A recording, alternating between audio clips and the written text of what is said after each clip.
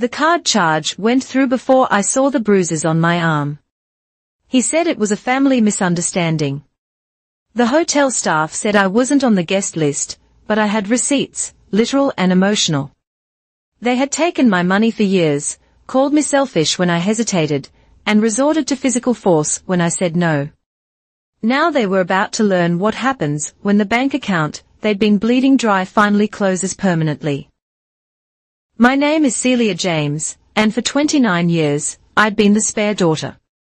This wasn't a backup plan, which would imply I had value in reserve. No, I was the spare part, cannibalized whenever the real daughter needed something. The real daughter was Callie, 6 years my junior. She was blonde where I was brunette, petite where I was tall, and Harold's biological child, whereas I was merely the baggage that came with my mother. Callie entered our lives when I was 6, wrapped in a pink hospital blanket that cost more than my entire wardrobe. I remember standing in the doorway of the nursery, a room that used to be mine, watching my mother dote over this tiny, perfect thing that had already replaced me. "Celia, come meet your sister," Mom had said, not looking up from Callie's face. "You're going to be such a good helper." Helper, not sister. The distinction was made clear from day one. Harold moved in when Mom was pregnant. He was everything my biological father wasn't: a stable job at a pharmaceutical company, a house in the suburbs, a 401k. He looked at my mother like she hung the moon. He looked at me like I was a scratch on his new car that he'd have to live with. "She's quiet," he'd tell people when they asked about me, as if I wasn't standing right there. "Keeps to herself. Not like our Callie." The division of resources started immediately. Callie's nursery had hand-painted murals and a $1,000 crib. I slept on the same twin mattress I'd had since I was 4, with springs poking through in places. Callie had professionally photographed milestones for every month of her first year. The last photo of me was my kindergarten school picture, slightly blurry because Mom forgot it was picture day, and I went in my everyday clothes. But it wasn't about the things. It was about the invisible labor that started before I even understood what was happening. "Celia, watch your sister while I shower." "Celia, can you feed her while I make dinner?" "Celia, she's crying. Do something." By the time I was 8, I could change diapers in the dark, warm formula to the perfect temperature, and rock Callie back to sleep while doing my homework one-handed. My second-grade teacher once asked why my assignments always had formula stains on them. I told her we had a messy kitchen. She never asked again. Birthdays became a case study in inequality. Callie's parties were events with bounce houses. Custom cakes that cost more than our monthly grocery budget, guest lists of 20 to 30 kids, and party favors that rivaled Christmas presents. My birthdays were different. "We'll celebrate as a family," Mom would say, which meant a store-bought cake after Callie's bedtime, if she remembered at all. One year, I think I turned 12, they forgot entirely. I made myself a sandwich for dinner, and watched Callie open a package that had arrived that day, designer clothes from Harold's mother. "Early birthday present," he'd explained. Though Callie's birthday was 3 months away, Christmas was worse. The tree would be surrounded by presents, pink and purple wrapped packages stacked like a department store display. My gifts, usually practical things like socks or school supplies, would be shoved in the back, wrapped in whatever paper was left over. One Christmas morning, I counted. Callie, aged 7, received 32 presents. I got 3. One was a pack of underwear. "You understand, don't you?" Mom pulled me aside that day. "You're older, more mature. Callie's still a baby." I was 13. Callie was 7, hardly a baby. But pointing that out would have been selfish. That was their favorite word for me, selfish. Selfish when I asked why I couldn't join the school band. Instruments were expensive. Selfish when I wondered why Callie got new school clothes while mine came from Goodwill. Selfish when I mentioned that maybe, just maybe, doing all my homework plus watching Callie every day was affecting my grades. Some children don't even have families, Harold would say, his voice carrying that particular tone of disgust he reserved for me. You should be grateful. Grateful for what? For being an unpaid nanny. For being a ghost in my own home. For watching my mother choose her new family over me every single day. The chores were divided along similar lines. Callie's job was to be a kid. My jobs included dishes, laundry, vacuuming, bathroom cleaning, helping with dinner, packing lunches for myself and Callie, getting Callie ready for school, helping with Callie's homework, and whatever else needed doing. If something went wrong, it was my fault. Callie failed a test. I should have helped her study better. Callie's soccer uniform wasn't clean. I should have done laundry faster. Callie threw a tantrum in public. I should have kept her entertained. The real tragedy was that Callie wasn't a bad kid, not really. She was just a child raised to believe the world revolved around her because, in our house, it did. She'd look at me sometimes with genuine confusion when I couldn't drop everything to play with her. But you're not doing anything important, she'd say, gesturing at my homework. This is important. It's my education. Daddy says you're not college material anyway. She was 8 when she said that, just repeating what she'd heard. But it stung because I knew it was true. Not that I wasn't college material, but that Harold had said it, probably more than once. Probably where I could have heard it if I'd been allowed to exist in the same spaces as the real family. By high school, I'd perfected the art of invisibility. I woke up at 5 a.m. to get ready before anyone else needed the bathroom. I made breakfast for everyone, packed lunches, and left for school early. After school, I went straight to my job at the local bookstore, the one thing I'd fought for and won, though only because I'd framed it as a way to contribute to the household. Every penny went to the family. For groceries, Mom said, though our pantry was stocked with Callie's organic snacks and Harold's craft beer while I lived on peanut butter sandwiches. For utilities, though I wasn't allowed to adjust the thermostat or take showers longer than 5 minutes. For Callie's activities, though I'd never been allowed a single extracurricular. I became a ghost with a bank account, and they were the vampires, draining me dry while complaining I wasn't giving enough. Family helps family, Mom would say when I'd hand over my paycheck. But I wasn't family. I was staff, the help, the spare daughter who existed only to ensure the real daughter thrived. And for 18 years, I let them believe that's all I'd ever be. The first time Harold hit me, I was 15. It wasn't a dramatic movie moment with screaming and thrown dishes. It was quiet, calculated, and over money. I'd just gotten my first ATM card linked to my bookstore earnings. The bank manager had smiled when she handed it to me, saying something about teaching financial responsibility young. The bank manager had smiled when she handed it to me, saying something about teaching financial responsibility young. I'd held that piece of plastic like it was gold. For the first time, I had something that was mine, not the family's. Mine. Harold found out that evening. Show me, he said, standing in my doorway without knocking. He never knocked. I was doing calculus homework, formulas swimming on the page. Show you what? The card. Your mother mentioned you got a bank card today. Of course, she had. Privacy was another luxury reserved for real family members. I pulled it from my wallet slowly, held it up for him to see. He stepped forward, hand extended. Let me look at it.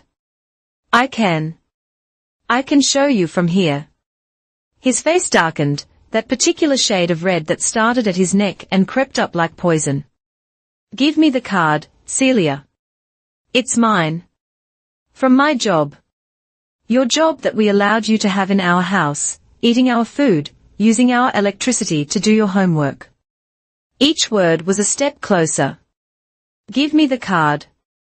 Callie needs new dance shoes. Competitions are coming up. The good ones are $80. I thought about my paycheck, $247 after taxes. Rent was due at the house. My contribution of $200, which had somehow become mandatory, had left $47 for the month for anything I might need for the college application fees I'd been secretly saving for. I can give you cash, I said quietly. The card now? No. The word hung between us like a challenge. I had never said no to him before, never said no to any of them.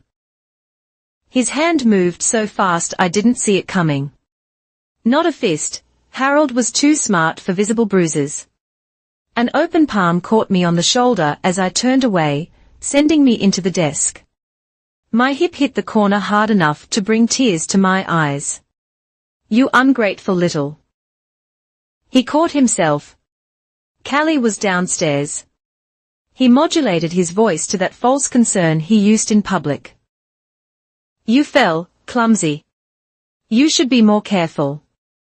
I stayed frozen, bent over the desk, calculus problems blurring through tears. I wouldn't let him fall. The card, no longer a request. I handed it over with shaking fingers. He pocketed it like it was always his. Callie will look beautiful in her new shoes. Family helps family. Remember the bruise on my hip lasted 3 weeks, dark purple, fading to green-yellow, hidden under jeans. The one on my shoulder was smaller but deeper, right where my backpack strap Saturday. Every step to school was a reminder. I reported the card stolen the next day, telling the bank someone had taken it at school. They issued me a new one, which I had sent to the bookstore. Harold never knew. But the lesson was learned. Visible defiance equaled physical reminders. The next time was 3 months later. I'd hidden my tips in my room, 23 years in small bills tucked inside an old tampon box, the one place I thought was safe. Callie needed supplies for a school project. Harold had gone looking for extra money. Stealing from your family, he said, holding the crumpled bills. What else are you hiding? I wasn't stealing. It was mine. I'd earned it helping customers find books, recommending titles, staying late to help with inventory. But saying that would be selfish, ungrateful, asking for trouble. I was saving it for the shove wasn't hard, just enough to send me backward into the closet door. My shoulder blade hit the doorknob, a bright spike of pain that made me gasp. Nothing in this house is hidden from family, he said. Remember that. The bruise was perfect, right where no one would see unless I wore a tank top, which I didn't. Long sleeves became my uniform. Even in summer, teachers occasionally asked if I was warm. I'd smile and say I was always cold. They'd nod like that made sense. Mom had to have noticed, the way I flinched when Harold entered a room, the careful way I moved after his reminders, the long sleeves in August. But noticing would mean acknowledging. Acknowledging would mean choosing. And she'd made her choice long ago. Harold's under a lot of stress, she'd said once, after a particularly bad night, when he'd grabbed my wrist hard enough to leave fingerprints. You know how hard he works to provide for this family. I wanted to scream that I worked too, that my money went to this family too, that the bruises hidden under my clothes were my contribution, too. But that would be dramatic, selfish, ungrateful. So, I got quieter, more careful. I learned to read his moods like weather patterns. The tension in his jaw that meant Callie had had a bad day at school, the way he rolled his shoulders when work was stressful, the particular quality of silence that meant I should disappear entirely. I became an expert at absence, at being in the house without really existing, moving from room to room like a ghost, completing chores without sound, anticipating needs before they were voiced. If I was perfect enough, invisible enough, helpful enough, maybe I could avoid his hands. But perfection was a moving target. You did Callie's laundry wrong. Her competition leotard is stretched. Grab, twist, bruise on my forearm. The kitchen wasn't clean when I got home. Push, wall, bruise on my spine. You let Callie watch inappropriate television. Squeeze, shoulder, bruise like a constellation. Each one carefully placed. Never the face, never the hands, never anywhere a teacher mandated to report might notice. Harold had a pharmaceutical background. He understood anatomy, understood visibility, understood plausible deniability. She's so clumsy, he'd tell my mother when she occasionally noticed me favoring one side. Always running into things. Teenagers, right? And she'd laugh, light and tinkling and relieved to have an explanation that didn't require action. The bookstore was my sanctuary. 8 hours of peace where no one grabbed, pushed, or shoved. Where customers thanked me for recommendations, where my supervisor praised my organization skills, where I could pretend, for just a while, that I was a normal teenager, with a part-time job saving for college. I started picking up extra shifts, volunteering for inventory nights, anything to delay going home. My grades slipped hard. To maintain a 4.0. You know when you're working 30 hours a week, and still expected to manage a household. But grades required school, and school required money we didn't have. So what did it matter? Maybe community college, my guidance counselor suggested gently, looking at my transcript. You could get your associate's degree, then transfer. I nodded and smiled and didn't tell her about the $200 monthly rent, the groceries I bought with my tips, the dance shoes and competition fees and family dinners at restaurants where I wasn't invited, but was still expected to help fund. Community college might, as well have been Harvard for all the chance I had of affording it. The bruises became a map of my worth. Each purple mark a reminder of my place, the spare daughter who existed to serve, who gave everything and asked for nothing. Who learned to move through pain like it was natural. Because in our house, it was. I never told anyone. Who would I tell? What would I say? My stepfather hurts me when I don't give him money fast enough. The bruises are always where you can't see them. My mother knows, but pretends she doesn't. They'd investigate. They'd find a middle-class home, with a successful stepfather, and a stay-at-home mother. They'd see Callie, bright and happy and loved. They'd look at me, quiet, withdrawn, working constantly, and see a troubled teenager acting out for attention, making accusations against the man who'd taken her in, ungrateful. So, I wrapped myself in long sleeves and silence, and waited. Waited to turn 18. Waited to graduate. Waited for the day when the bruises would fade and the bank account would be mine, and the spare daughter could finally stop pretending she didn't feel pain.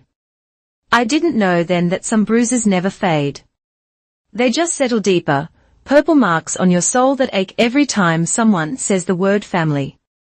But I was 15, and I thought if I was quiet enough, helpful enough, invisible enough, eventually it would stop. I was wrong.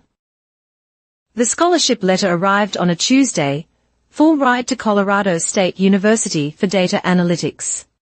I'd applied in secret using the school's computer lab and a P.O. box I'd rented with tip money.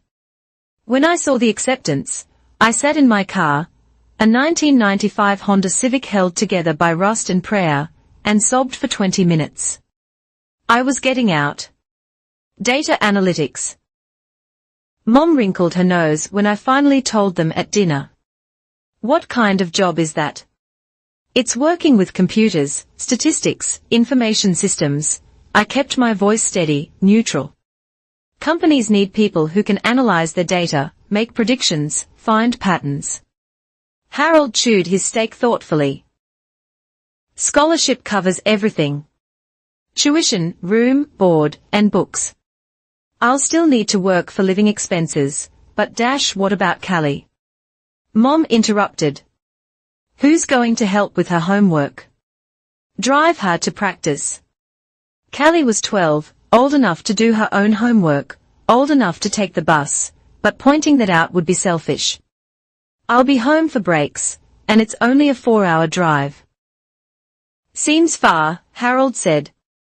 Not congratulations, not we are proud, just seems far. They made me pay rent through graduation. Even knowing I was leaving, knowing I was saving for deposits and moving costs, they still held out their hands every month.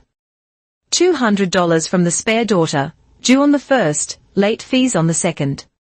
College was a revelation. A dorm room I shared with one person instead of a house where I was barely allowed to exist. A meal plan that meant I ate 3 times a day, every day. Classes where professors knew my name, where my work mattered, where being smart wasn't a character flaw but an asset. I thrived. Dean's List every semester. Internship at a financial tech startup my junior year. Job offer before I'd even graduated.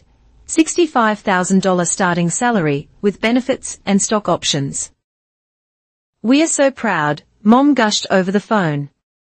Harold always said you'd make something of yourself. The revisionism was breathtaking, but I was 22 and finally free, so I let it slide. The asks started small. Callie needs a graphing calculator for school. They are so expensive, almost $200. Could you help out? Family helps family. I sent the money. What was $200 when I was making real money for the first time? Then Callie's thinking about college tours. Hotels are outrageous. Maybe $500 to help with the trip. Callie needs a laptop for school. Callie's prom dress budget is tight. Callie. Always Callie. Never, how's your new job? Or, are you happy in Denver? Just requests disguised as updates, invoices wrapped in family newsletters. But I was making good money, and I'd been trained for 18 years to equate my worth with my usefulness. So, I paid, graphing calculators and hotel rooms and laptops and dresses, watching my savings account drain while telling myself it was temporary. Once Callie was settled, once she found her path, once she didn't need as much help, Callie dropped out of college after 1 semester. It wasn't for her, Mom explained, as if college was a shirt that didn't fit right. She's taking time to find herself. Finding herself required a lot of funding.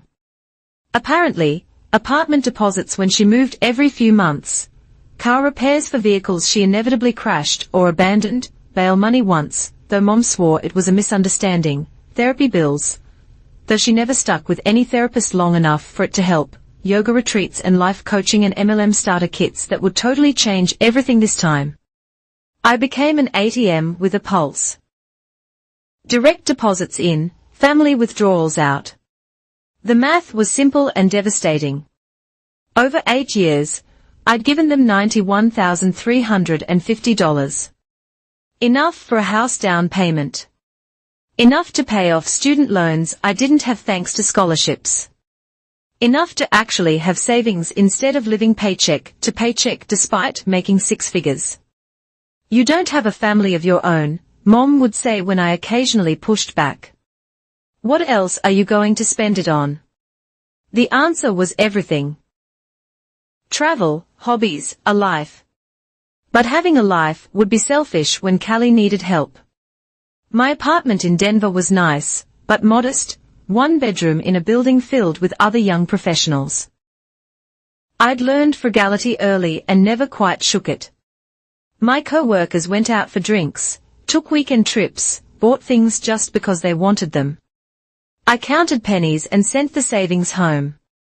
Must be nice, Harold said once, visiting to pick up a check I couldn't mail fast enough.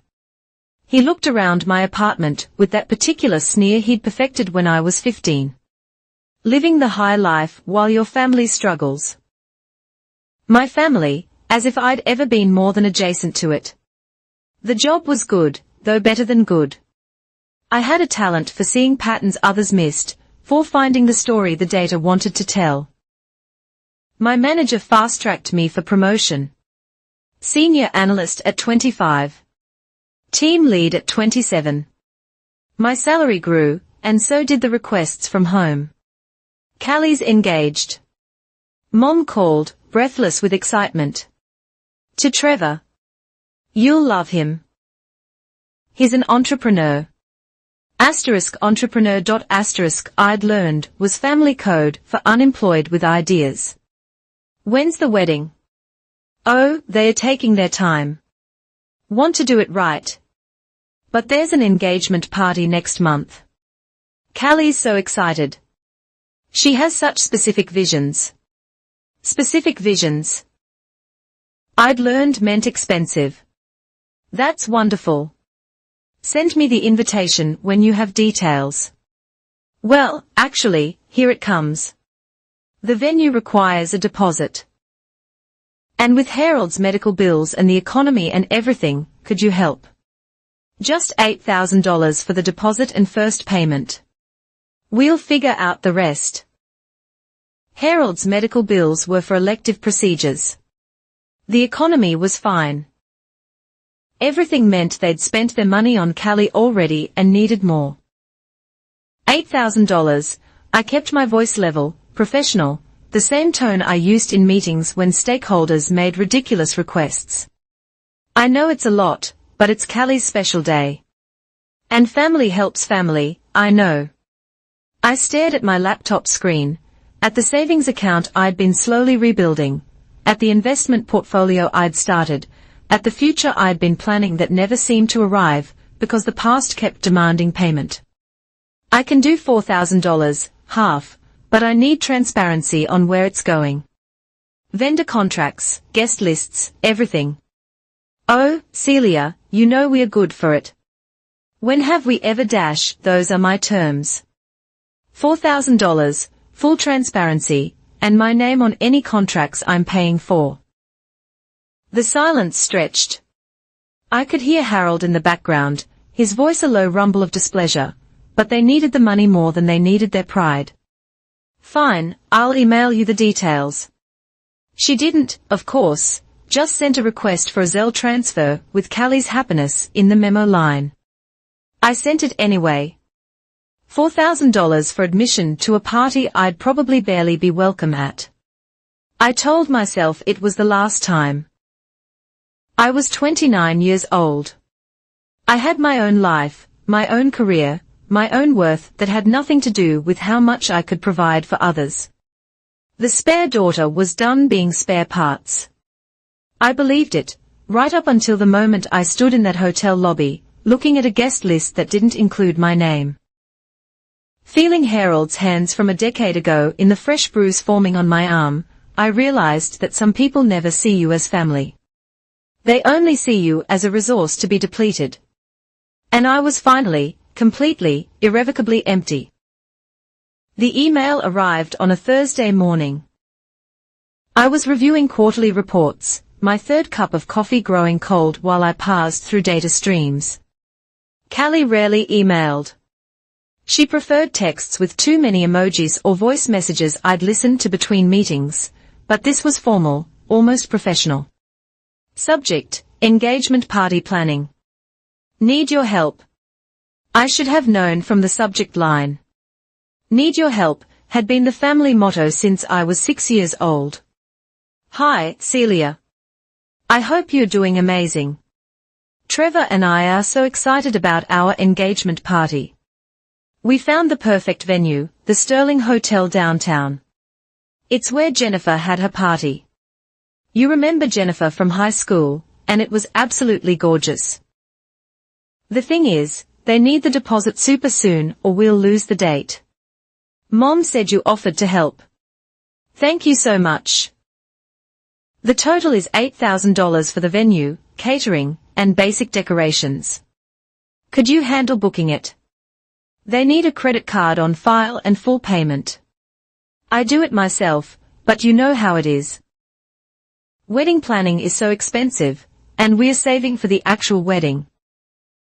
The word sat on my screen like a promise. I read the email twice.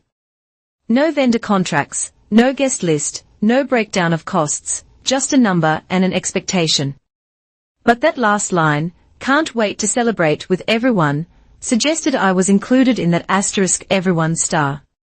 That for once, I wouldn't be the ghost funding the party from afar. I pulled up the Sterling Hotel's website. It was beautiful, a rooftop terrace, city views, the kind of place where beautiful people had beautiful parties. The kind of place I'd never been invited to, but had funded several times over. My phone buzzed. "Mom, did you get Callie's email? Isn't it exciting? The Sterling is gorgeous. Harold and I had our anniversary dinner there last year. An anniversary dinner I'd probably paid for, though I'd never know for sure. Money had a way of becoming communal once it left my account.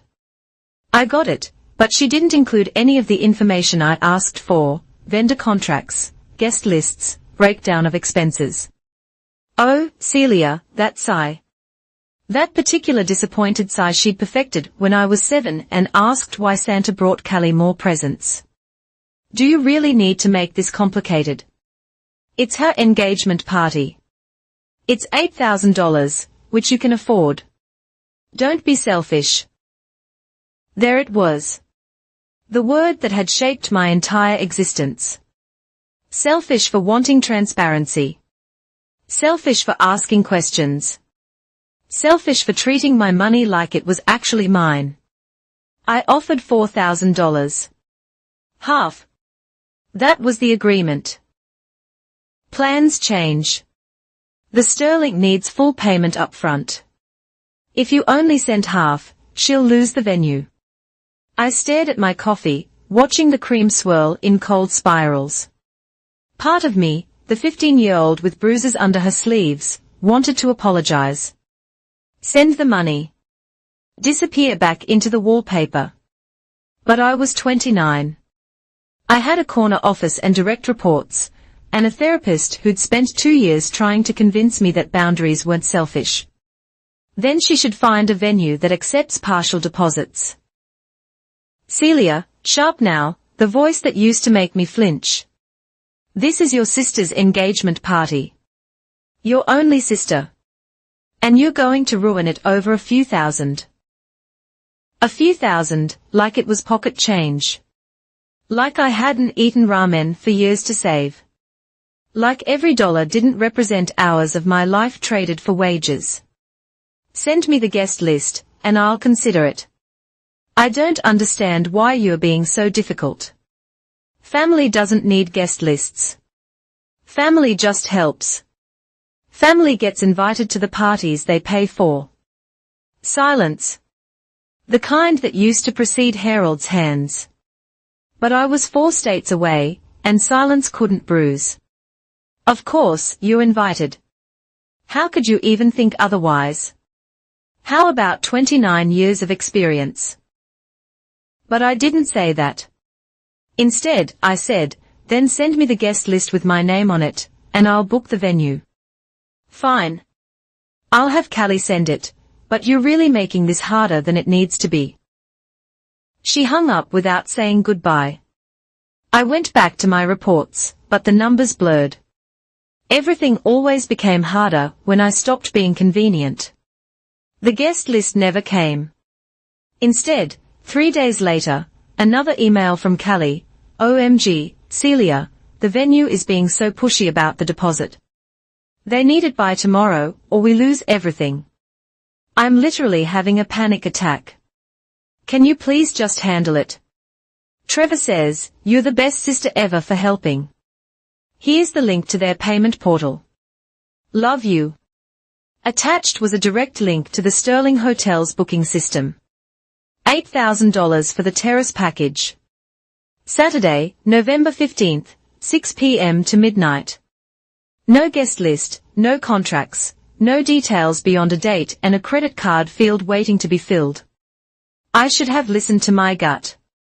Should have recognized the pattern. 29 years of muscle memory should have warned me. But that single line, Trevor says, "You're the best sister ever," hit something soft and stupid in my chest. The part that still believed, after everything, that maybe this time would be different.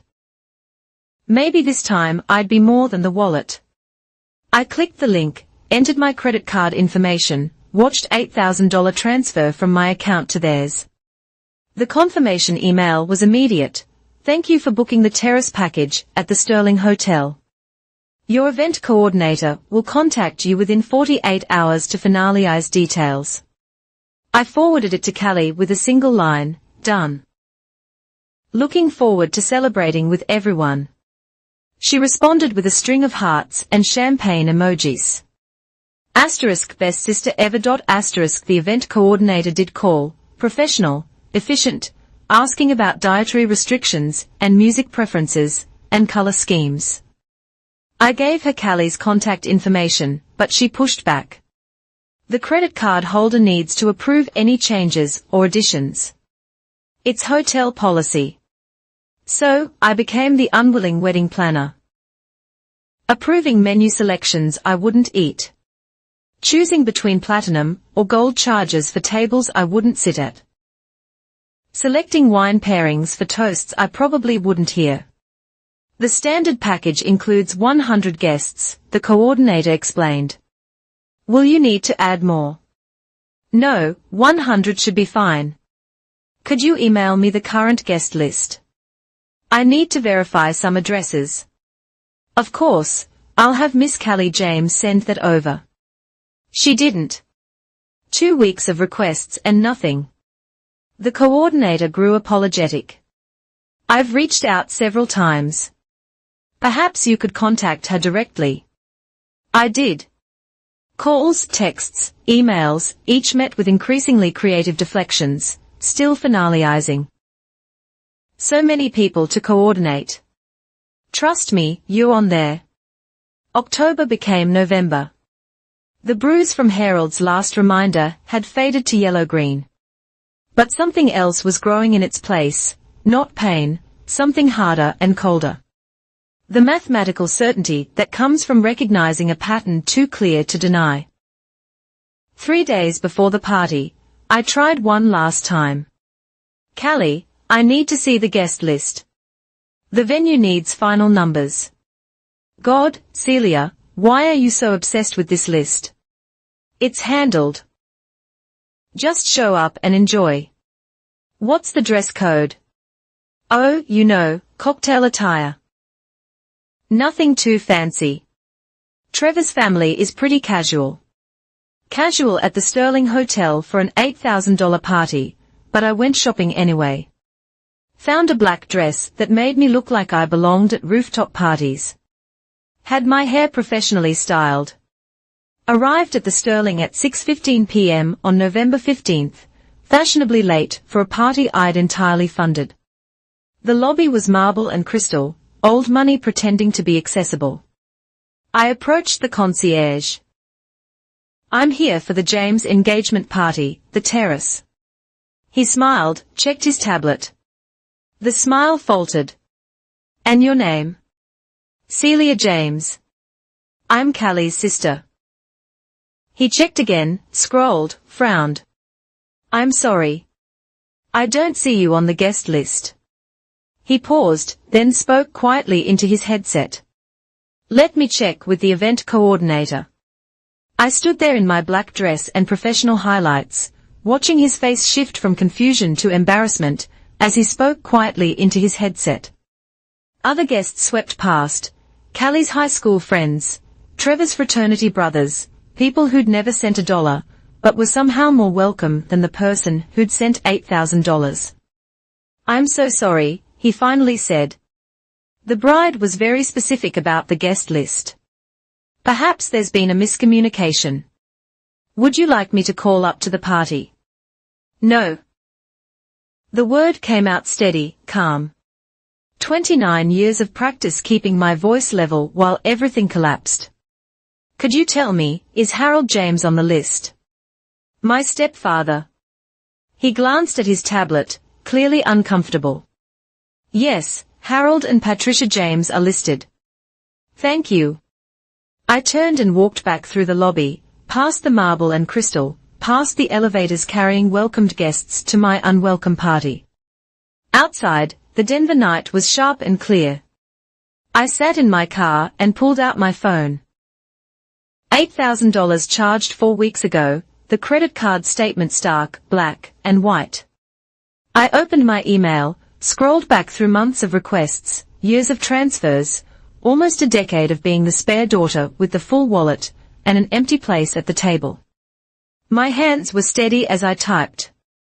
No anger, no hurt, just the clean precision of someone who'd finally solved a complex equation. The card was charged. The hotel has your name on file. Enjoy the party. Then I turned off my phone and drove home. I took off the black dress, washed off the professional highlights, opened my laptop, and began documenting every transaction, every transfer, every dollar that had flowed from my account to theirs over the years.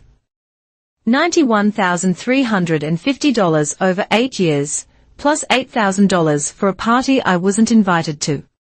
$99,350 for the privilege of being family when the bills came due, and a stranger when the celebration started. The math was perfect, clear, undeniable, and for the first time in 29 years, I understood the exchange rate. I was worth exactly what I could provide, and not a penny more.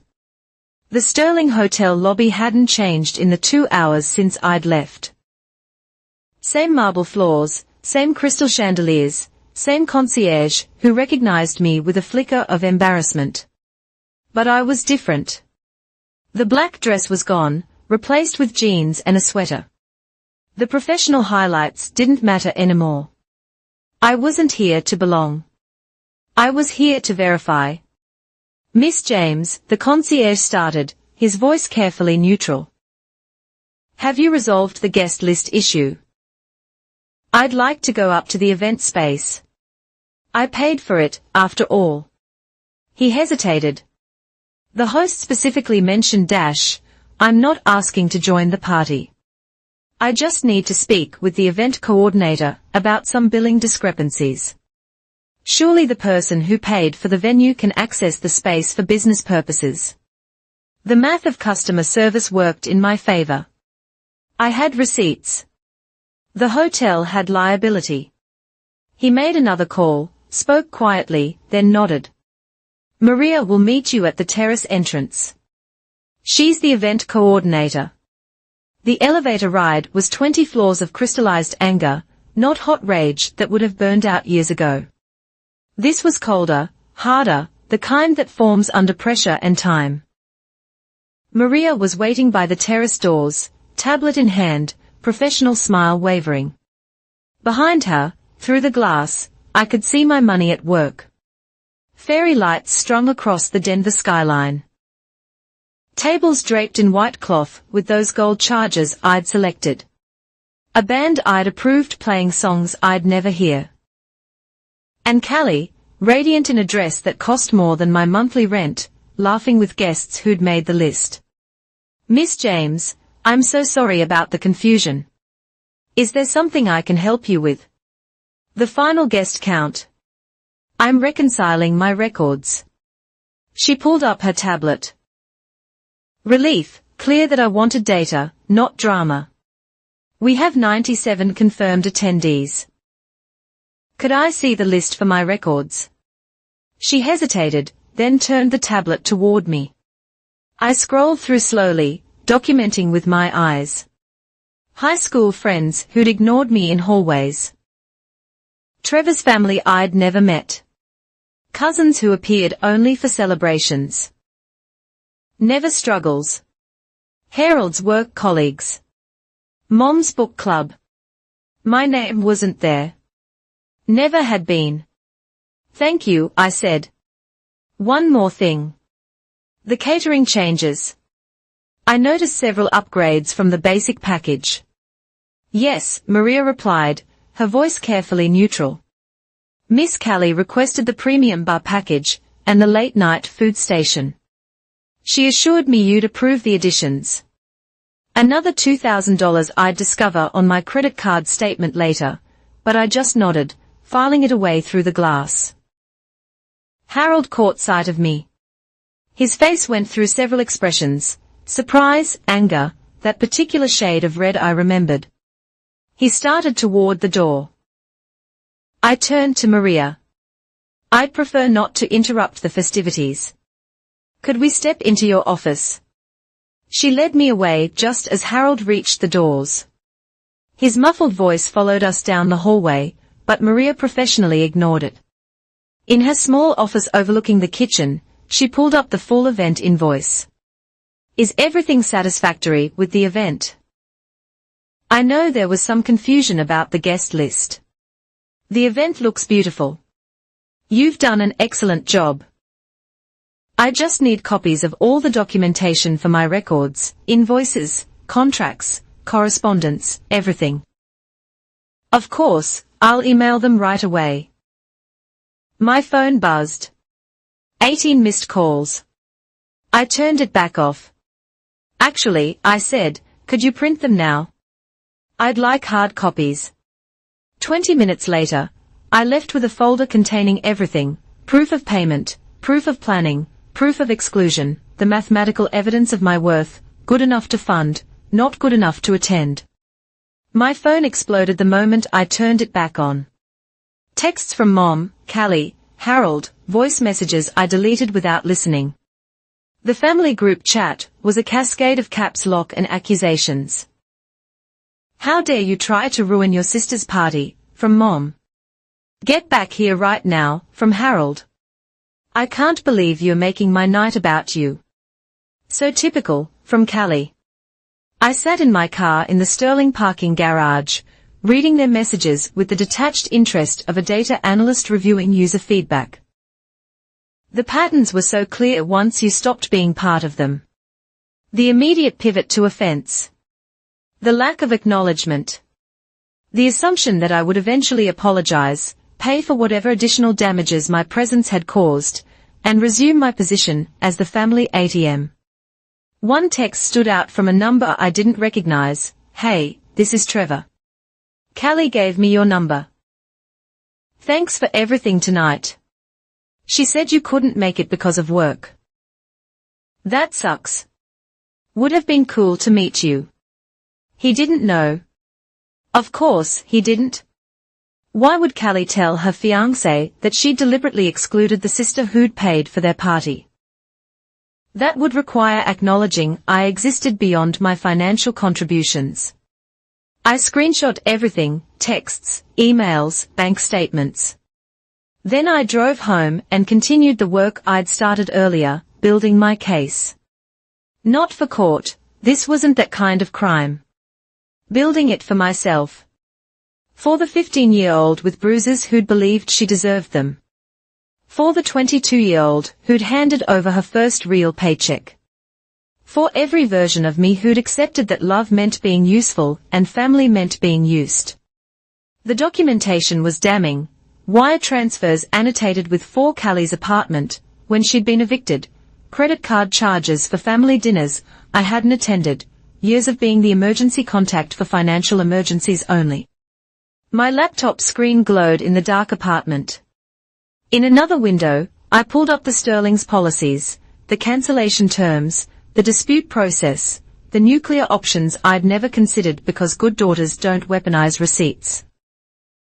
But I wasn't a daughter here, good or otherwise. I was a creditor, and it was time to collect. My phone rang. Mom again. This time, I answered. Celia Marie James, you get back here right now and apologize to your sister. For what? For causing a scene. Harold had to explain to everyone why you were lurking around like some kind of stalker. It's embarrassing. More embarrassing than taking $8,000 from someone and not inviting them. Silence. The kind that used to precede lectures about selfishness. But I wasn't done. I have the guest list, Mom. 97 people. I counted 3 times. My name isn't on it. That's dash, there must be a mistake. Callie would never. Callie did, and you knew. I don't know what you're implying. I'm not implying anything. I'm stating facts. I paid $8,000, plus unauthorized additions, for a party you all attended while specifically excluding me. That's not an implication. That's fraud. The word hung between us like a weapon. Fraud. Are you threatening us? Your own family? No. I'm informing you of the situation. What happens next depends entirely on how the next 24 hours go. What do you want? Her voice was smaller now, calculated, already shifting from offense to negotiation. I want you to enjoy the party, dance, drink the premium bar package I wasn't told about. Eat the late-night station, Callie added without permission. Celebrate being the family you always wanted, one without me in it. Celia, I'm done. Mom, the spare daughter is officially out of service. I hung up, turned off my phone again, went to bed in my modest apartment with its IKEA furniture and second-hand art, and slept better than I had in 29 years. Tomorrow, they'd panic. They'd realize the credit card on file for future charges was about to be contested. They'd understand that the family ATM had closed permanently.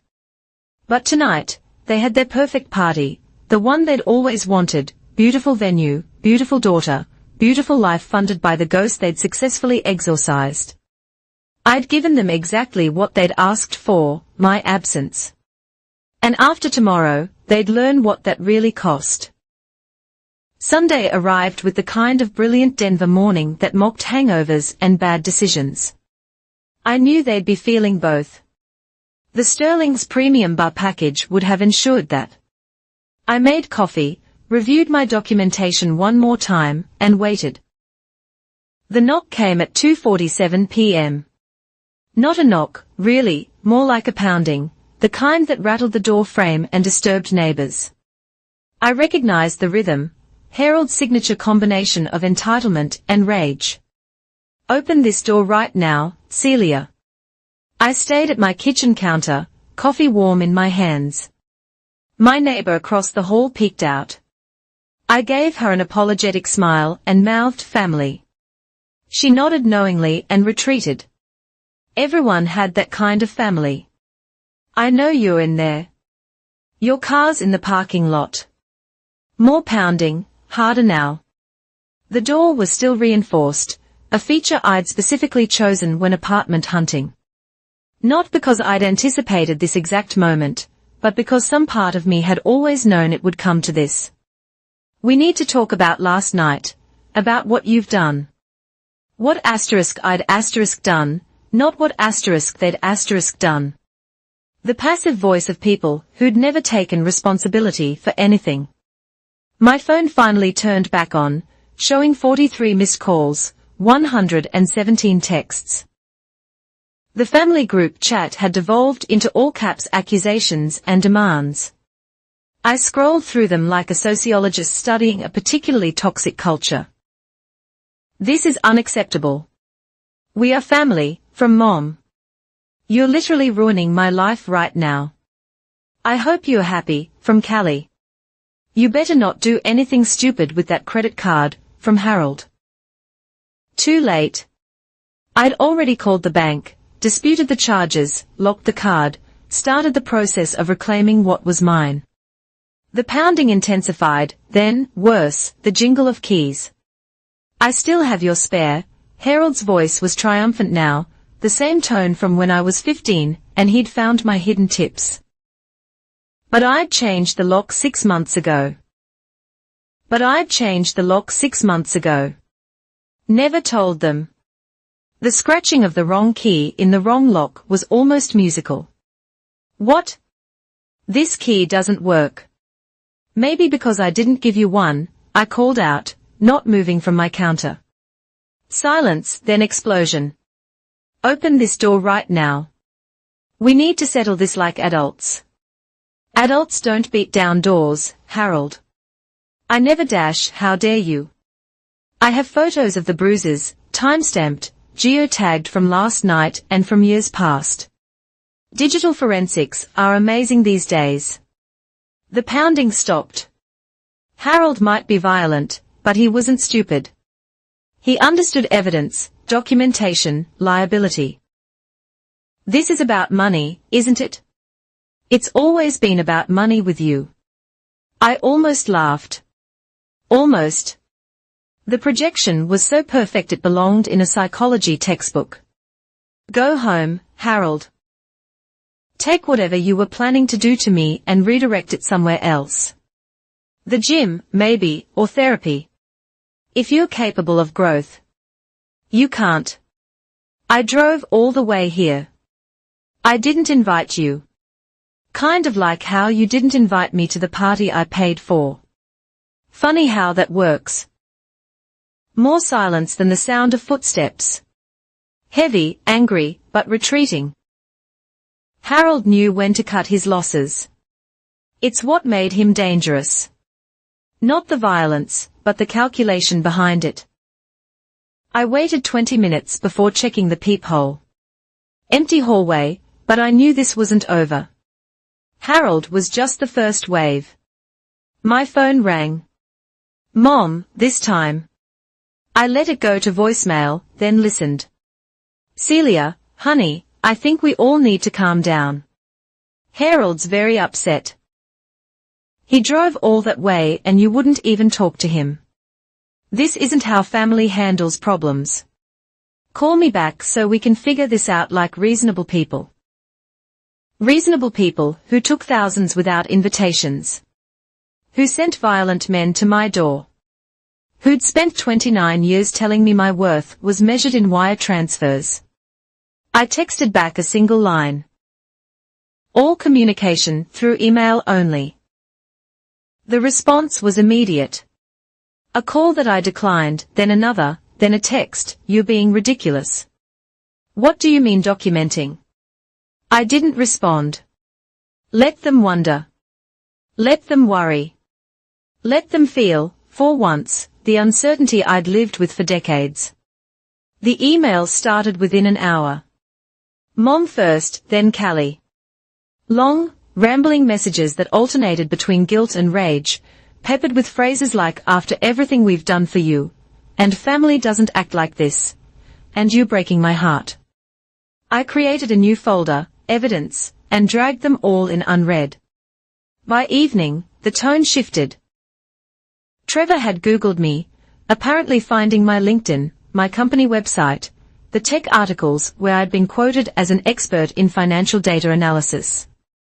He understood what documentation meant in my profession, what patterns I was trained to find, what systems I could build to track every dollar, every slight, every bruise. His email was brief. Hey, I think there's been a misunderstanding about last night. Can we talk? I forwarded it to my lawyer. Yes, I had one now, retained that afternoon, a woman who specialized in financial abuse cases, who'd listened to my spreadsheet presentation with the kind of attention that felt like validation. They'll panic when they realize you're serious, she'd said. The key is to stay calm. Document everything. Don't engage unless necessary. Let them reveal themselves. She was right. By 9 p.m., Callie had moved from victim to negotiator. Look, I'm sorry about the party thing. It was Trevor's family. They had opinions about the guest list, and I didn't know how to handle it. Can we please just talk? I'll pay you back for everything. She couldn't. The engagement party alone was more than she'd ever had in savings. But the offer meant she understood the stakes now. Good. I drafted a single response to all of them. I've initiated a formal dispute for the fraudulent charges related to the November 15th event. Any further attempts at contact outside of email will be considered harassment. All financial obligations between us are hereby terminated. Do not come to my residence. Do not contact my employer. Do not attempt to access any accounts or cards in my name. This is your only warning. I attached a PDF, every transaction from the past 8 years. Highlighted, annotated, totaled, $99,350 in black and white. Then I did something I should have done years ago. I went through my apartment and removed every trace of them, the family photos where I lurked in the background, the birthday cards that were always belated, the Christmas gifts that were always practical. Each item went into a box labeled, Return to Sender. My door camera, newly installed that afternoon, caught Harold's second visit at 10:43 p.m. He was drunker this time, angrier, but also wearier. He stood at the door for 13 minutes, hand raised to knock, then lowering, then raising again. Finally, he left a note and stumbled away. I retrieved it after he left. His handwriting, made worse by alcohol, "You ungrateful. After everything we've done, you'll regret this." Perfect. More evidence. The lawyer would love it. I slept with my phone on silent, white noise machine drowning out any sounds from the hallway, for the first time since receiving Callie's engagement email. I felt something other than anger or hurt. I felt free. The spare daughter had finally broken free from the machine that had been feeding on her for decades. And now, without their primary power source, they were beginning to understand what it meant to be powerless. Tomorrow would bring more emails, more threats, more attempts to guilt or manipulate or force their way back into my life. But tonight, in my fortified apartment with its changed locks and security cameras and legal documentation, I was untouchable. They'd beaten me for saying no at 15. They'd excluded me for saying yes at 29. Now they'd learn what happened when I said nothing at all. The silence, it turned out, was the loudest response I'd ever given. Monday morning arrived with corporate indifference to personal dramas. I sat in my office, parsing through code while my personal phone buzzed with increasingly frantic messages. The family had discovered the first dominoes falling. The Sterling Hotel had called them about the disputed charge. The credit card company had frozen the transaction pending investigation. Suddenly, the perfect party they'd celebrated 2 nights ago had a $10,000 bill coming due, the original $8,000 plus Callie's unauthorized additions. I pulled up my vendor management system, the one I designed for my company to track third-party relationships. With a few modifications over the weekend, it now tracked a different kind of relationship. Every text, email, and voicemail was automatically logged, categorized, and analyzed for patterns. The data told a clear story. Phase 1, Saturday, Sunday, denial and rage, 47 attempts at contact, 89% negative sentiment. Primary keywords, ungrateful, selfish, family. Phase 2, Monday morning, bargaining. 23 attempts at contact, 56% negative, 44% conciliatory. Primary keywords, misunderstanding. My work phone rang. Celia, there's a woman here claiming to be your mother. She doesn't have an appointment. I pulled up the security feed on my second monitor. There she was in the lobby, dressed in her best outfit, the one she wore to parent-teacher conferences when she still pretended to care about my education. She was clutching her purse like a weapon, talking animatedly to the receptionist. Please tell her I'm in meetings all day. If she doesn't leave, contact security. Of course.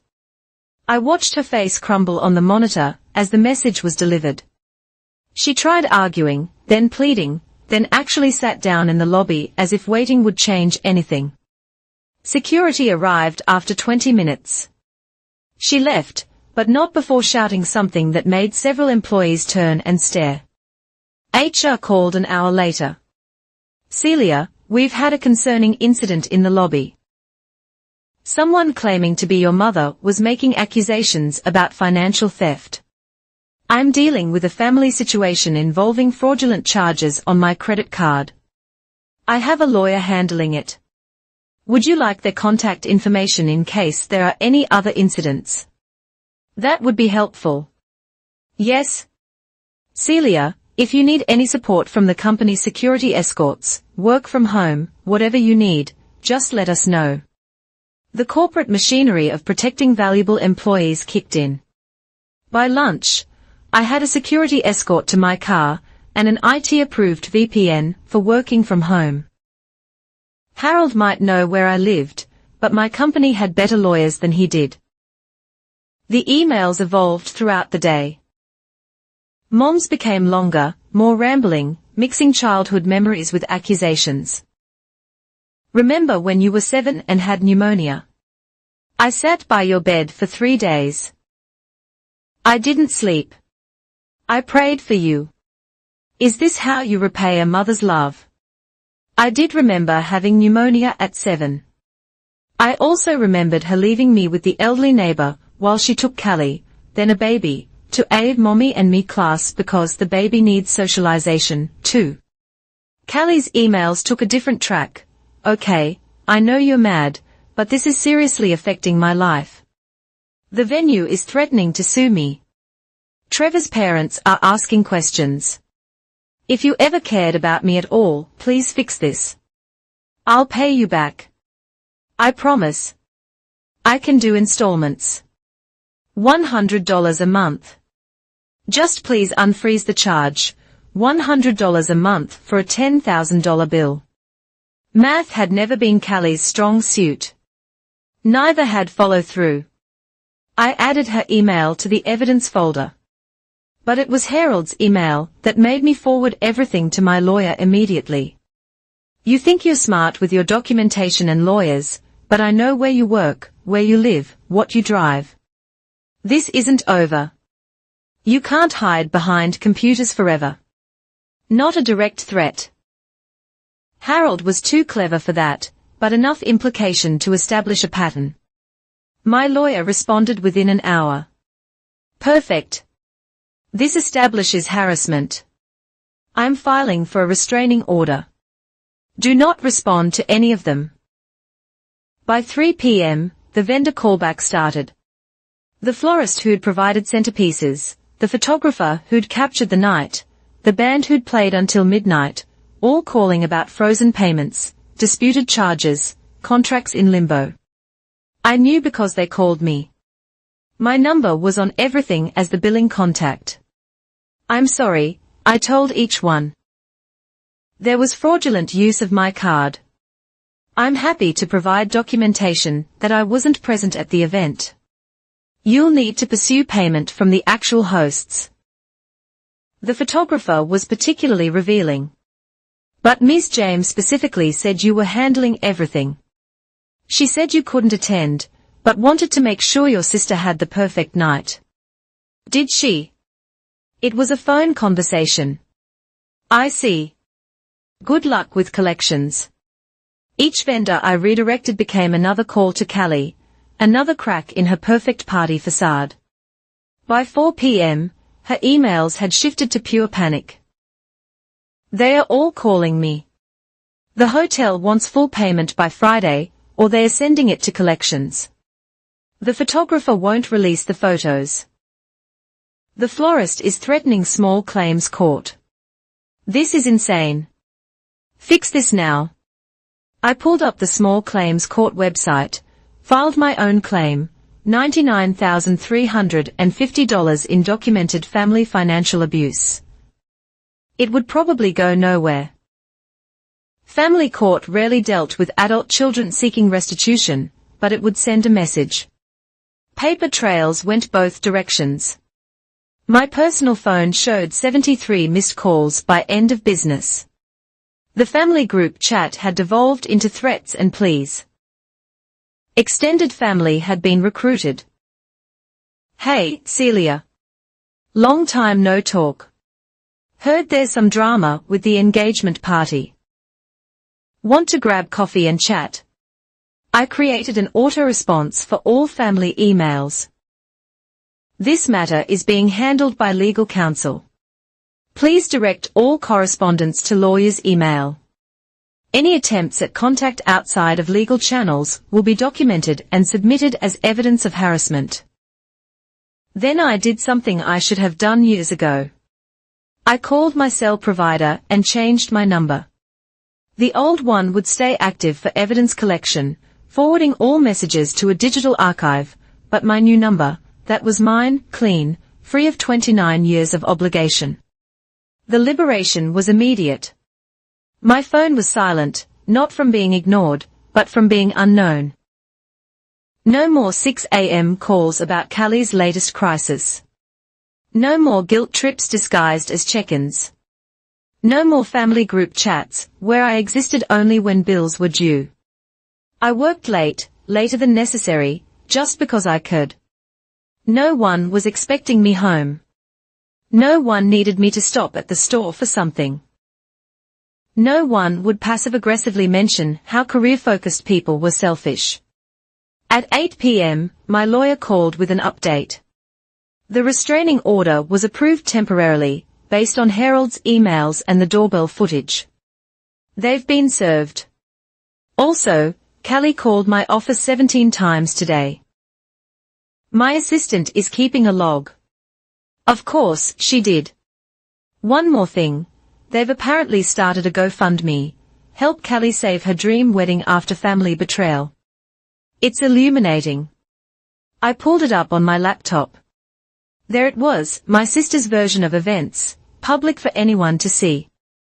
According to the campaign, I'd vindictively sabotaged her engagement party after a minor miscommunication about the guest list. I was painted as the jealous older sister who couldn't stand to see her happy. The goal, $15,000 to recover from malicious financial abuse. The comments were equally illuminating. Friends and distant relatives offering sympathy and small donations, but also questions. Wait, I thought Celia paid for the party. Why wasn't she invited if she paid? This doesn't make sense. I screenshot everything, added it to my ever-growing evidence file. Then I did something petty. I reported the campaign for fraud because claiming I sabotaged an event by not paying for it twice was exactly that, fraud. My new phone, the clean one, had exactly 3 numbers, my lawyer, my boss, my therapist. Everyone else could go through legal channels if they needed me that badly. I ordered takeout from the place that delivered until 10 p.m. and ate alone in my quiet apartment, reviewing code, and not thinking about what the family group chat looked like right now. Not wondering if Mom was stress-baking the way she did when Callie had problems. Not caring if Harold was taking his rage out on furniture instead of me. For 29 years, I'd been on call, available, useful, the spare daughter ready to be harvested for parts whenever the real family needed something. But spare parts only worked if they stayed in storage. Once they left the warehouse, once they refused to return, the whole machine started breaking down.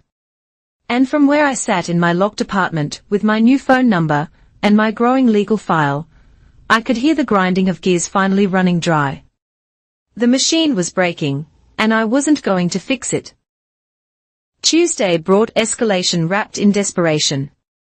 I woke to 127 messages on my old phone, now just a digital collection box for evidence. But it wasn't the volume that caught my attention. It was the coordination. They'd gone full family-wide. The group chat had expanded, aunts, uncles, cousins twice removed. Harold's siblings, people who hadn't acknowledged my existence since childhood, suddenly remembered I was family when there was drama to milk. The messages followed a pattern, clearly orchestrated. Celia, your Aunt Linda here. I'm so disappointed to hear how you're treating your mother. This is your Uncle Ray. Family doesn't sue family. Your grandmother would be ashamed. And hey, cause, heard you've gone off the deep end. Money isn't everything. I sipped my coffee and scrolled through their performances. Half these people couldn't pick me out of a lineup, but they all had opinions about my ingratitude. Several mentioned the GoFundMe. Most included their own Cash App handles, in case you want to make this right directly. The relatives who'd never sent birthday cards were now sending invoices for emotional labor. My lawyer called at 9 a.m., they are getting creative. Callie's fiancé reached out about a mediation session. He's suggesting neutral ground, a professional mediator, the whole show. Trevor, she said, he seems to think he can negotiate this like a business deal. I told him all communication goes through me. He didn't like that. He's probably realizing that marrying Callie comes with more baggage than he anticipated. Speaking of which, the GoFundMe was frozen. Too many people reported it. Callie's now claiming you hacked the platform. I laughed. Actually laughed. Because reporting fraud is hacking now. Apparently, she's posted about it on every social media platform. The narrative is evolving. You've gone from vindictive sister to cyber criminal. I pulled up Facebook for the first time in months. Sure enough, Callie's page was a masterclass in victim positioning. Carefully cropped photos from the engagement party. All smiles and beauty. No hint of the missing sister who'd paid for it all. The comments were split between sympathy and skepticism. Praying for you during this difficult time. Wait, why would she pay for the party and then dispute it? Family drama is the worst. Stay strong. This story doesn't add up. But it was Mom's post that made me screenshot everything. Some children are raised with love and choose hatred anyway. Despite giving Celia everything we could, including welcoming her into our blended family with open arms, she's chosen to attack us when we are at our happiest. Please pray for our family, especially my baby Callie, who just wants to celebrate her love. Blended family, like I was an ingredient folded in, not a daughter pushed out. The comments on hers were more unified, sympathy for the long-suffering mother of an ungrateful child. Several offered to pray. One suggested an exorcism. I composed my own post.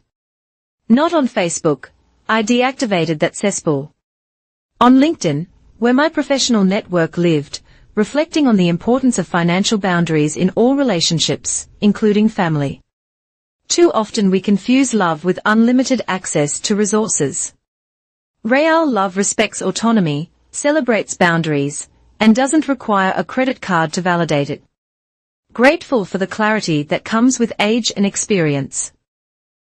Professional, vague, but pointed enough for anyone who knew the situation to understand. Within an hour, I had messages from colleagues who'd escaped their own toxic families. We formed a strange alumni network, refugees from emotional debt collectors. By noon, the family assault had evolved. They discovered my workplace social media. My company's Facebook page suddenly had 1-star reviews. Employee Celia James is a thief and fraud. This company supports family abandonment. Celia James stole money from her own sister's wedding. It flagged them immediately. Legal got involved. The reviews were removed, but screenshots were saved. More evidence, more proof that their love had always been conditional on my usefulness. My boss called me in after lunch. We need to discuss the situation, not your performance. That's stellar as always, but we need to know if this is going to escalate further. I laid it out simply: family financial abuse, fraudulent charges, legal action in progress. His expression shifted from concern to something like recognition. My brother did something similar. Took out credit cards in my name. It's messy when it's family. That's why they count on it, the mess, the guilt, the public pressure. What do you need from us? I might need to work from home for a while. And maybe building security should have their photos. Done? Anything else? Thank you for not suggesting I just pay them to make it go away. He smiled grimly. That's not how extortion works. You pay once, they know you'll pay forever. By 3 p.m., the coalition was fracturing. The extended family members who jumped in for drama were discovering that harassing someone with lawyers had consequences. Cease and desist letters had been sent to the most egregious offenders. Suddenly, cousins remembered they had their own problems to worry about. But the core family doubled down. Harold, apparently forgetting the restraining order, sent an email through a new address. You've made your point. You're hurt about the party. Fine. But destroying your sister's future because of one mistake, that's beyond selfish. That's evil. End this now, and we can all move forward. One mistake, like 29 years of bruises and bank withdrawals, was a single error in judgment. I forwarded it to my lawyer with a note, violation of restraining order. Technically, yes. Want me to pursue it? Document it. Let's see how far they go. Callie's approach shifted by evening. The public victim narrative wasn't generating enough sympathy or cash.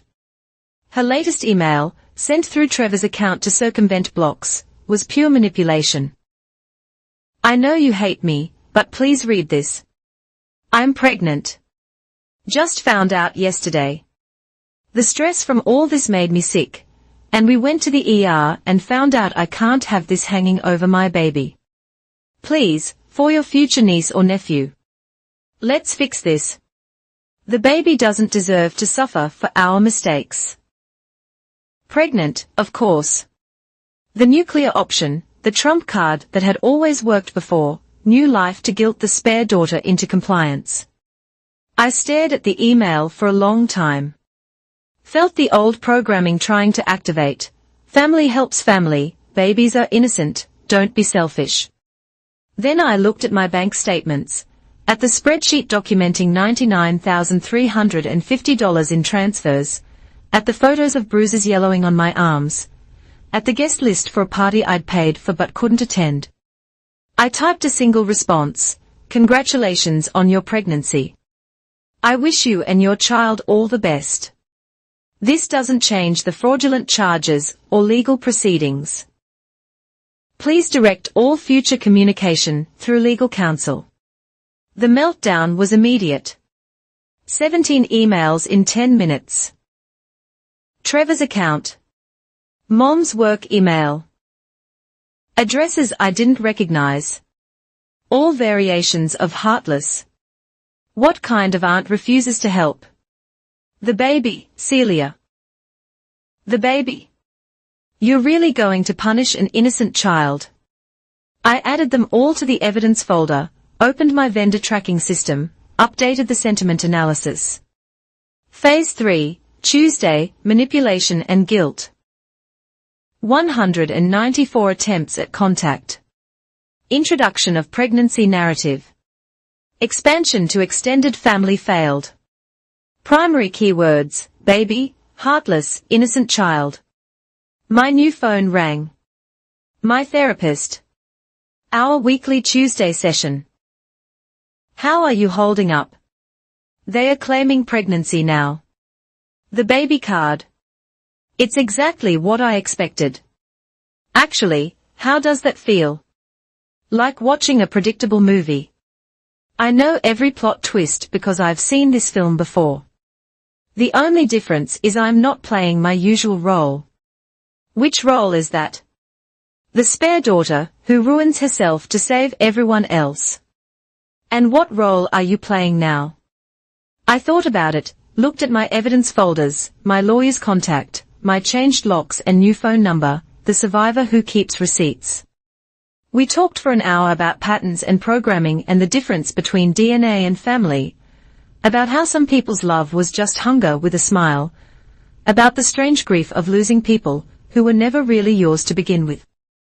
By the time we hung up, the old phone showed 241 messages.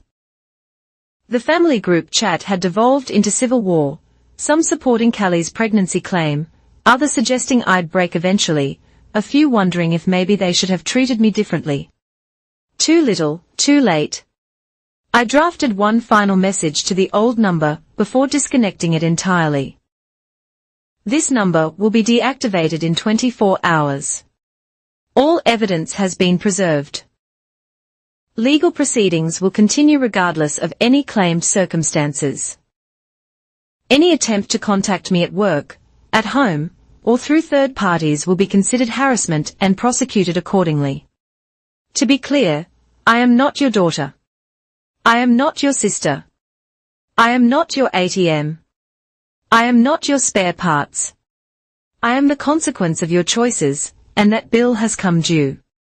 I hit send to the family group chat. Then I blocked every number, every email, every possible avenue of contact except through legal channels. The silence was immediate and absolute. For 29 years, I'd been on their grid, available for withdrawal, ready to be drained. Now I was dark, off the map, unavailable for the first time in my life. My apartment felt different, lighter, like I'd been living at altitude and finally descended to breathable air. I ordered Thai food from the place that knew my order, watched a movie without pausing to answer crisis calls, went to bed at a reasonable hour without setting alarms for other people's emergencies. Tomorrow, there would be lawyers and paperwork and continued fallout. The restraining order violation would need addressing. The fraudulent charges would proceed through arbitration. The pregnancy story would either escalate or evolve. But tonight, I was just Celia. Not daughter, not sister, not spare, just myself. And for the first time in 29 years, that was enough. Wednesday morning arrived in silence. No buzzing phone, no crisis texts, no family emergencies demanding immediate attention, just my alarm at 6:30 a.m.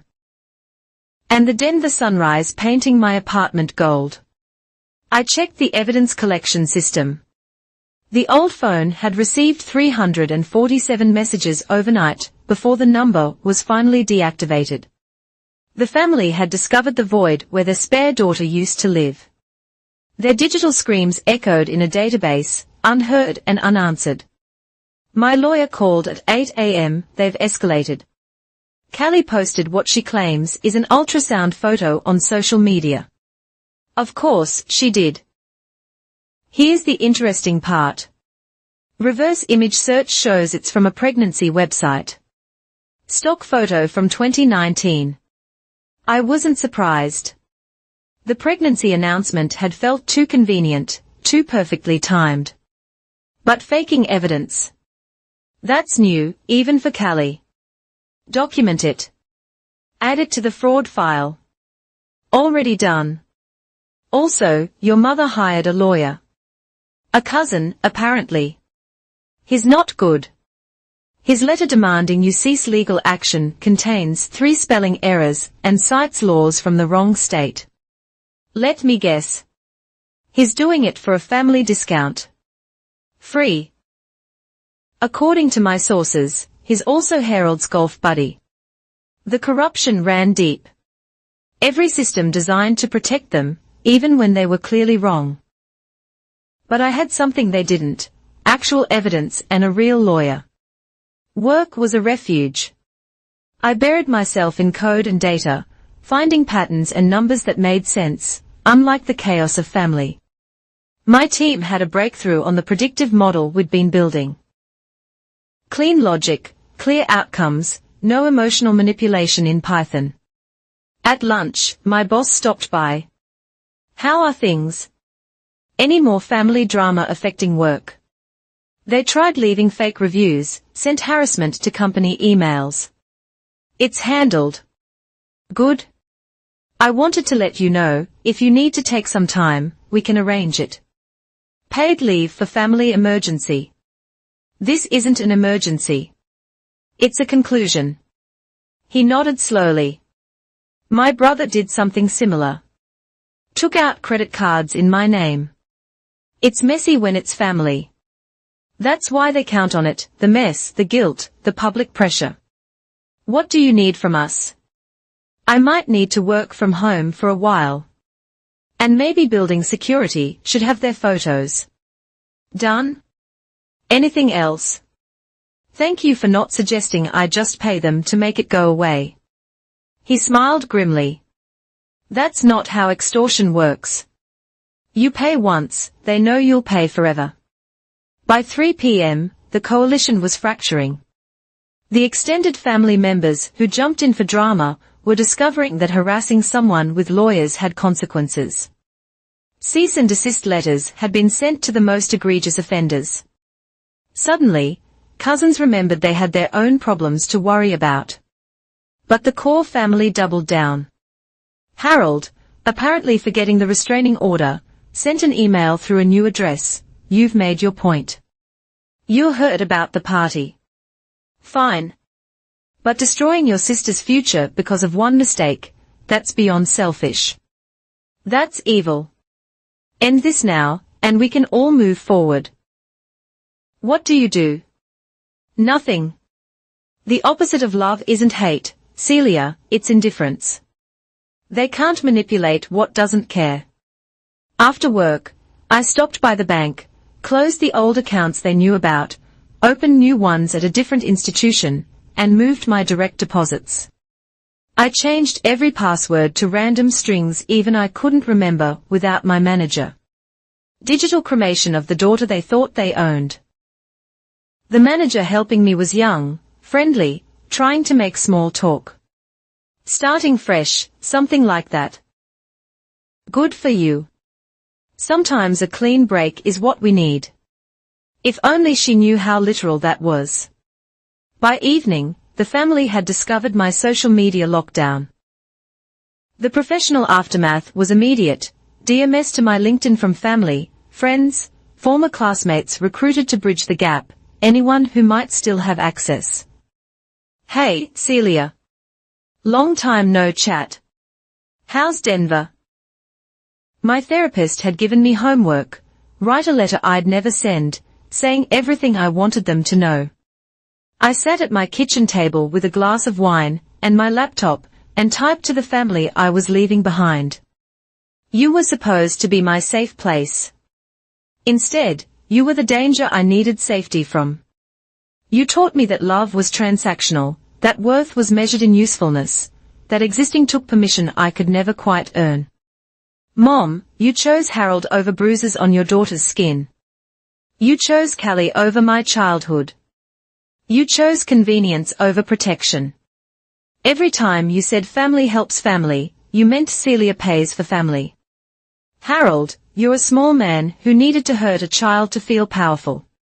Your hands left marks on my body, but the real damage was teaching me to flinch at footsteps. I hope you know that every dollar you took was stolen, not given. Callie, you learned early that you were the sun and I was just another planet in your orbit. It wasn't your fault children believe what they are taught, but you're an adult now, and choosing to continue the pattern is on you. To the extended family now clutching pearls about my betrayal. Where were you when I was 15 with Harold's handprint on my shoulder? When I was 22, giving my entire paycheck for family support. You appear for drama, but disappear for duty. I'm not broken. I'm not bitter. I'm free. Your love was a cage decorated with guilt and obligation. The door is now closed from the outside, and I have the only key. Don't look for me in your future. I won't be at weddings or funerals, holidays or hospitals. The spare daughter has been used up. There are no more parts to harvest. I wish you the life you deserve, exactly as empty as the space you saved for me. Goodbye. I saved it in a folder labeled closure, and felt 10 pounds lighter. They'd never read it, but I'd needed to write it. Some truths were just for me. My new phone had stayed silent all day except for work calls. The peace was intoxicating. I ordered Indian food, watched a documentary about data breaches, ironic, considering my family's attempt to breach my life, and went to bed early. At 11:47 p.m., my doorbell camera detected motion. Not Harold, he knew about the restraining order. Not Mom, she'd never dirty her hands with direct confrontation. But Callie, standing at my door in pajama pants and a sweatshirt, mascara streaked down her face. She knocked softly at first, then harder, then began talking to the door. Celia, I know you're in there. Please, I'm sorry about the party. I'm sorry about everything. I need my sister. Please, I'll leave Trevor. I'll pay you back. I'll do whatever you want. Just please don't leave me with them. Leave her with them. Like I was abandoning her to wolves instead of the family she'd always chosen over me. The manipulation was exquisite, positioning herself as victim, me as abandoner, them as the common enemy. I watched her performance on my phone, safe in my bedroom. She was good. The tears looked real, the desperation perfectly pitched.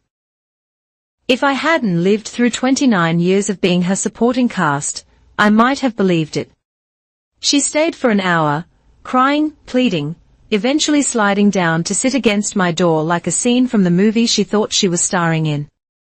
Occasionally checking her phone, probably updating the family on her sacrifice, going to the ungrateful sister's apartment at midnight to beg. Finally, around 1 a.m., Trevor's car pulled up. He collected her gently, shooting a glare at my door as they left. The night returned to silence. I pulled up the security footage, saved it to my evidence file, and added a note from my lawyer about potential restraining order needs for Callie, too. Then I did something I'd been putting off. I opened a new document and started writing. Not a letter, a book, a memoir, maybe, or just a collection of data points from a life spent as spare parts. The first line came easily. I learned I was the spare daughter the day Callie was born. But it took me 29 years to stop apologizing for it. The words flowed like code, logical and clean. Every bruise a variable. Every payment a function. Every family gathering an algorithm designed to extract maximum value from minimum acknowledgement. By 3 a.m., I had 20 pages. By dawn, 30. The story of the spare daughter who finally broke the cycle, told in data and dates and the kind of truth that only comes from surviving your own family. My phone alarm went off at 6:30. Thursday, day 3 of freedom. I saved the document, made coffee, and prepared for another day of silence. Outside, Denver was waking up. The world was moving forward. And for the first time in my life, I was moving with it, instead of being dragged backward by the gravity of other people's needs. The family would continue their performances. The fake pregnancy would develop complications. The extended relatives would choose sides.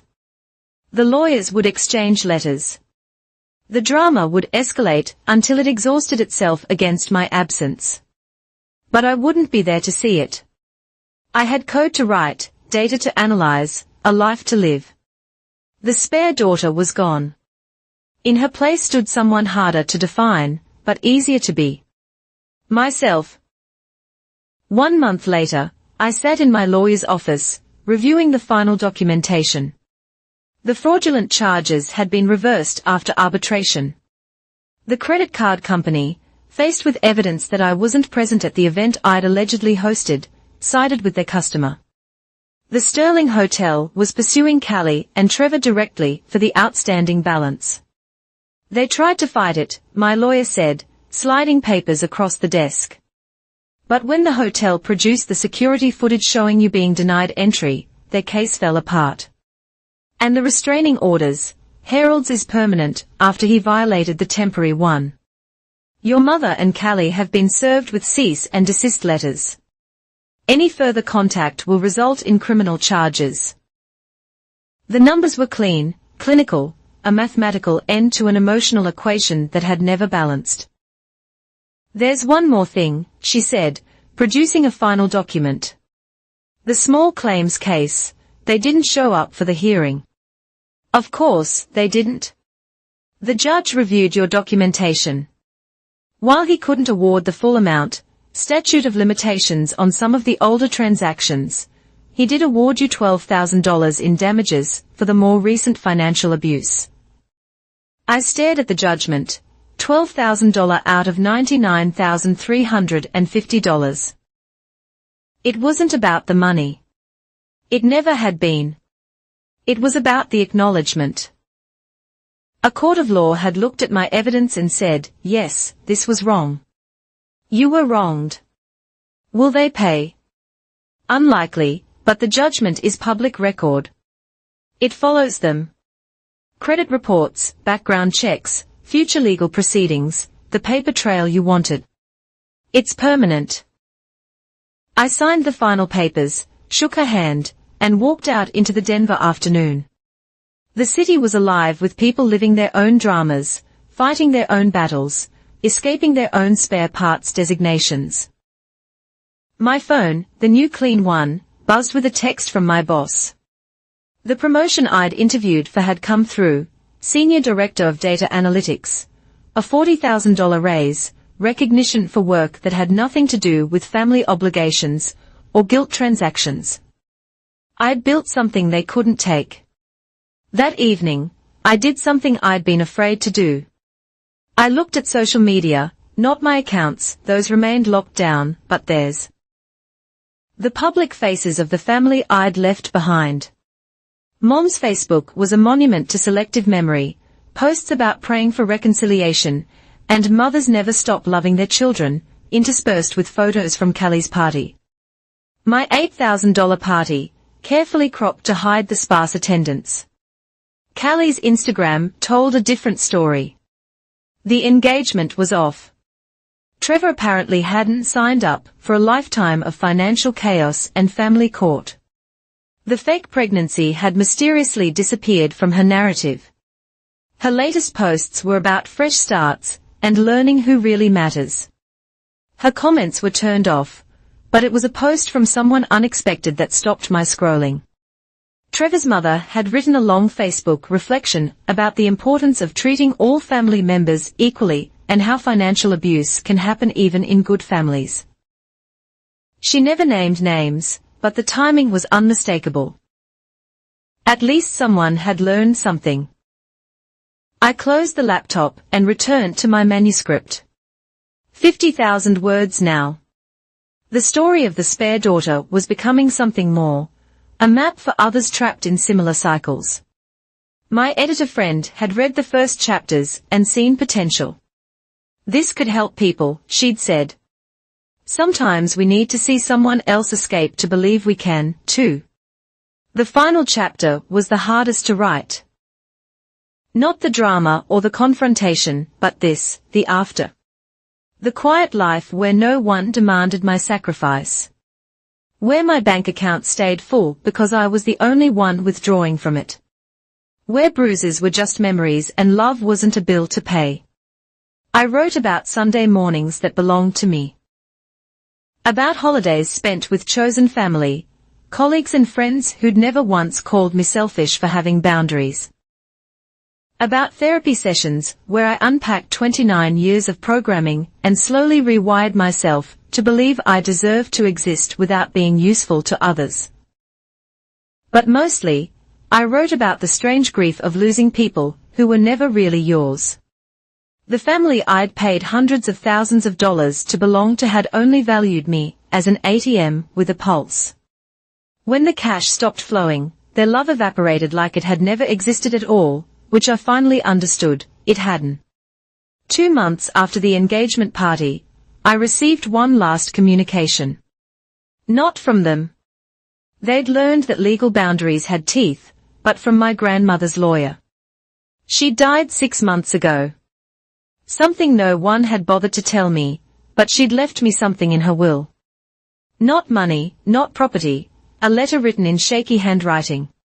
My dear Celia, I see you. I've always seen you. The quiet one who gave everything and asked for nothing. I should have said something. Should have protected you. But I was old and tired and chose the easy path of silence. You deserved better from all of us. Don't go back. Whatever they promise, whatever they threaten, don't go back. Some families are just groups of people who share blood and nothing else. Build your own family, one that sees you for more than what you can provide. All my love, Grandma Rose. I framed the letter, hung it in my home office next to my degrees and certifications, all the things I'd earned despite them, not because of them. Life moved forward. The promotion brought new challenges, new projects, new proof that my worth existed independently of my usefulness to others. I dated cautiously, explaining my family situation with clinical detachment that made some people uncomfortable, but attracted the ones who understood that some wounds you don't heal from, you just build around. The book found a publisher. Asterisk When Your Family Makes You the Spare asterisk would release next fall. The advance was more than I'd ever given Callie for any single crisis. I donated half to a charity supporting financial abuse survivors. Sometimes, late at night, I wondered what they were doing. Did Mom still set a place for me at holidays, maintaining the fiction that I might return? Did Callie ever realize that the sister she'd excluded had been the only one actually supporting her? Did Harold's new victims, because there would be new victims, see the court records when they Googled him? But mostly, I didn't think about them at all. The opposite of love isn't hate. It's indifference. And I had finally become indifferent to the family that had spent 29 years making me disappear. They'd succeeded in the end. The spare daughter they'd created, desperate for approval, willing to bleed money for the chance at belonging, she was gone. Erased, deactivated as permanently as that old phone number. In her place stood someone harder to categorize. Not daughter, not sister, not spare, just Celia, whole and complete and undiminished by their absence. The bill had come due. The accounts were settled. The spare parts department was permanently closed. And I was finally, fully, impossibly free. Remember, you are not spare parts. You are whole just as you are.